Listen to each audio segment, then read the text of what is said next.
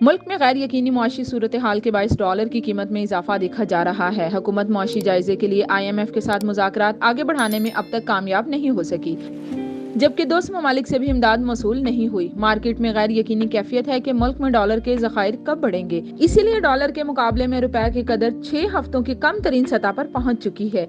इस वक्त इंटरबैंक में डॉलर की कीमत 223.17 रुपए है। एक हफ्ता के अंदर रुपए की कदर में लगभग 2% कमी हो चुकी है। इस्माइल इकबाल सिक्योरिटीज में रिसर्च हेड फाहद रऊफ का कहना है कि रुपए पर ये दबाव बरकरार रहेगा, क्योंकि 6.5 अरब डॉलर के लोन का अगला जायजा IMF की तरफ से मुकम्मल नहीं हो रहा, जबकि एक हफ्ता पहले ज़र मुबादला के ज़खायर से 1 अरब डॉलर भी निकाले गए हैं। फहद रऊफ के मुताबिक सऊदी वली अहद का दौरा मंसूख होने से भी दबाव में इजाफा हुआ है, क्योंकि उम्मीद थी कि वह 10 अरब डॉलर की सरमायाकारी पैकेज का ऐलान करेंगे, जबकि IMF के साथ मामलात भी सुस्त चल रहे हैं। जब तक ये हालात बरकरार रहेंगे, रुपए की कदर में इजाफे का इम्कान है और ये 230 रुपए तक भी जा सकती है।